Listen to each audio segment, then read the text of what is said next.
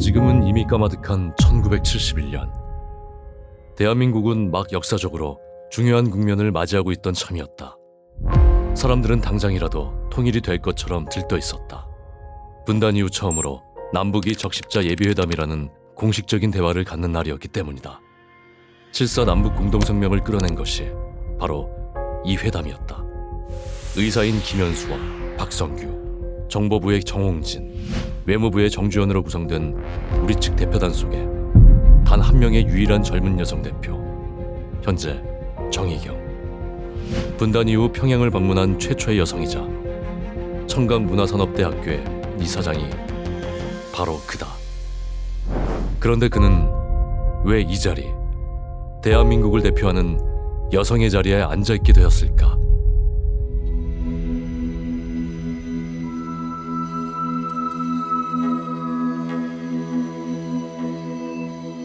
일제시대에서부터 광복을 거쳐 제1공화국에서 제6공화국까지 대한민국의 모든 대통령을 겪은 삶.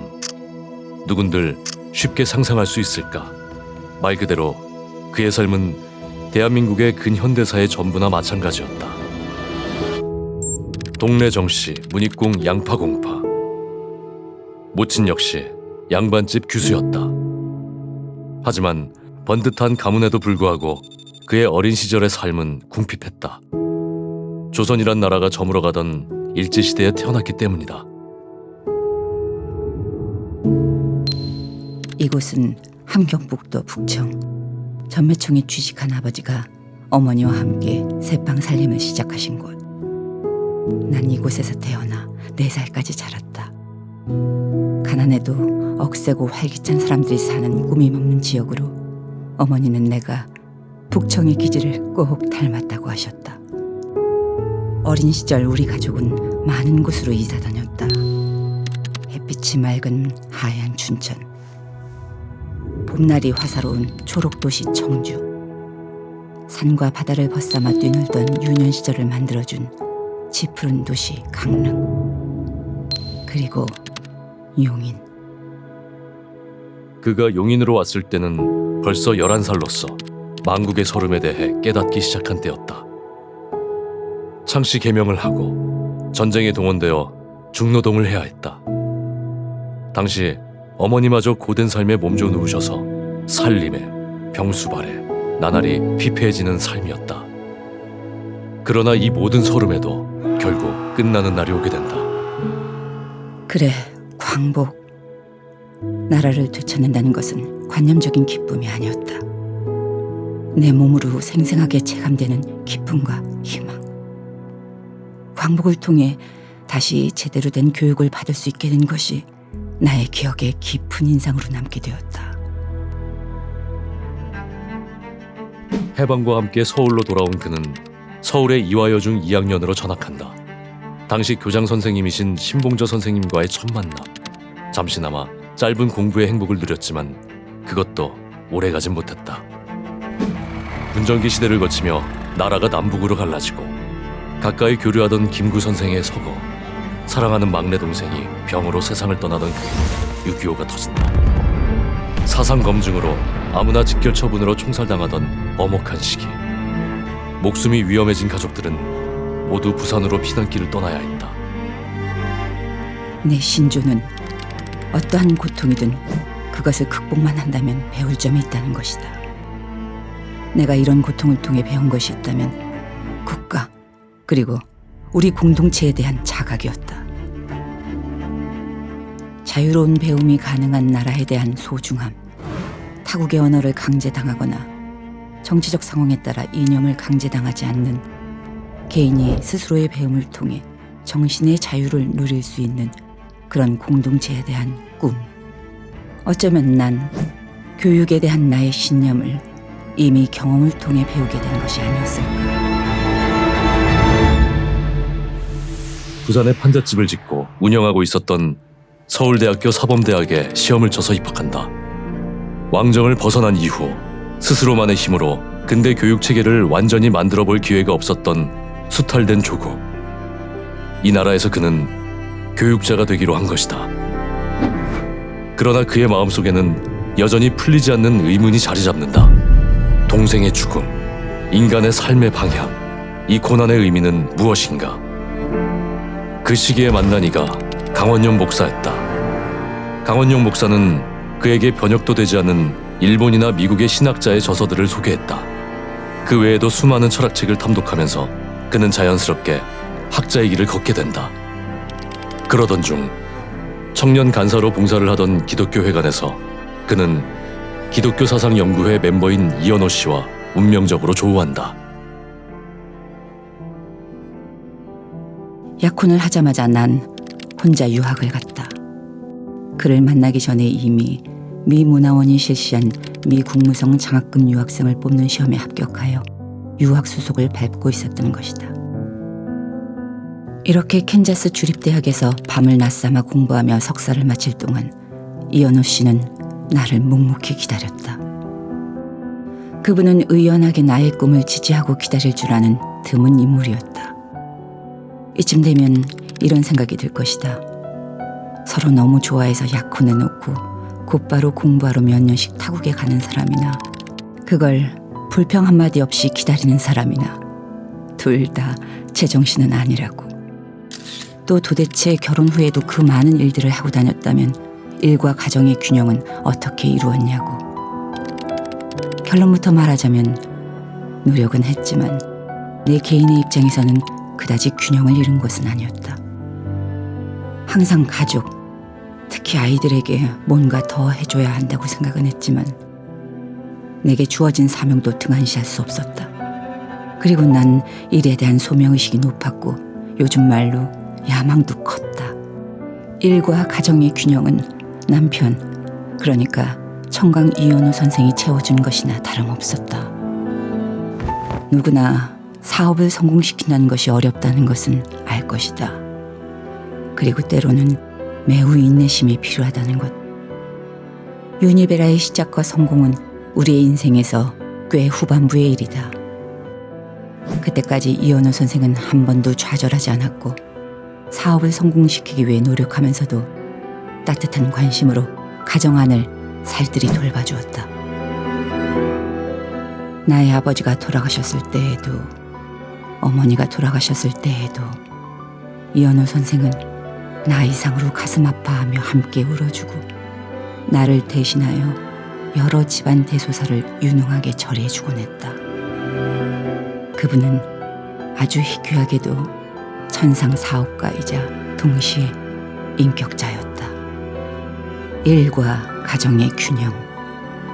이것은 이현우 씨의 도움으로 맞춰갈 수 있었다. 이 균형이란 부부가 서로에게 헌신하지 않으면 불가능한 일일 것이다. 현재 정희경은 교육 전문가로서 학생들을 가르치고 방송에 출연하고 칼럼을 쓰게 된다.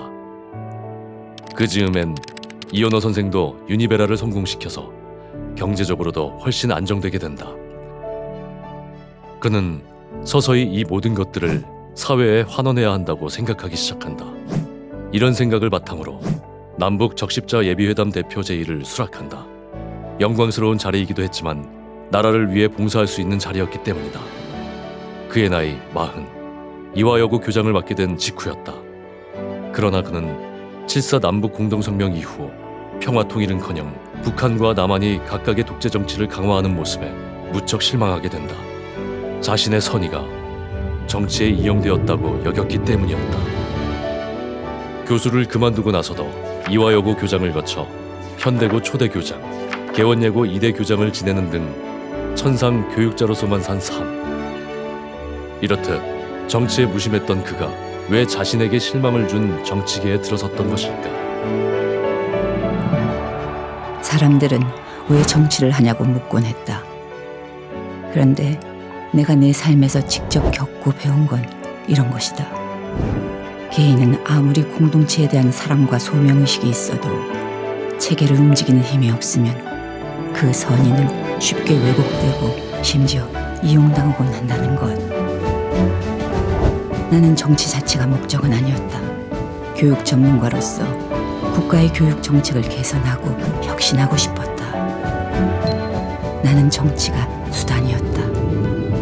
그래서 나에겐 우익이냐 좌익이냐보다 내가 옳다고 생각하는 교육 철학을 이룰 정책과 정당이 무엇인가만 생각했다.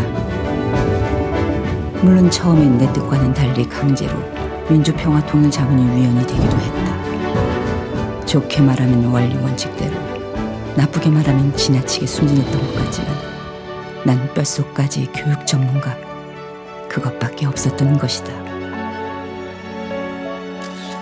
내가 정치하는 걸 이현우 선생이 안 말렸을까? 누가 정치한다고 하면 배우자가 도시락 싸들고 쫓아다니면서 말리는 것이 보통일 것이다. 그 말대로 이현우 선생 역시 도시락 싸들고 내 선거 사무실을 하루가 멀다 하고 쫓아다녔다. 다만 내 선거를 돕기 위해서였다. 좀 더 정확히 말하면 내가 정치를 망설이고 있을 때 떠밀어 넣다시피 한 것이 이현우 선생이다. 그는 내가 교육을 개혁하고 혁신할 수 있을 거란 자신감을 줬다. 이미 사업을 성공시켜 경제적으로 여유가 있었던 이현우 선생은 나 몰래 거금을 지원하기도 했다. 내가 말려도 듣지 않았다. 그러나 이 가정에는 크나큰 슬픔이 다가오고 있었다. 사업도 성공하고 아내의 정치 생활을 뒷바라지하고 아이들도 자유롭게 돌보던 이현호 선생의 건강이 점점 나빠졌던 것이다. 청년기에 스스로 일군 사업에서 배신당해 쫓겨나기도 하고 많은 사업을 실패하곤 하면서도 이런 방면에서 보수적이었던 경상도 남자는 가족에게 한 번도 심적 고통을 내색하지 않았던 것이다. 그런데 이현호 선생의 꿈은 무엇이었을까? 그는 항상 교육기관을 만들고자 했던 소망이 있었다. 그 꿈은 가문의 꿈이기도 했다. 그러나 아내 정희경은 그 계획을 좋아하지 않았다. 사학을 탐탁지 않게 여겼기 때문이었다. 그러나 이현호 선생은 꿋꿋이 설계를 하고 부지를 사들이고 교육 방향에 대해 기획을 하고 나무를 직접 키워 하나하나 옮겨 조경을 하고 공사를 직접 지휘하기 시작한다.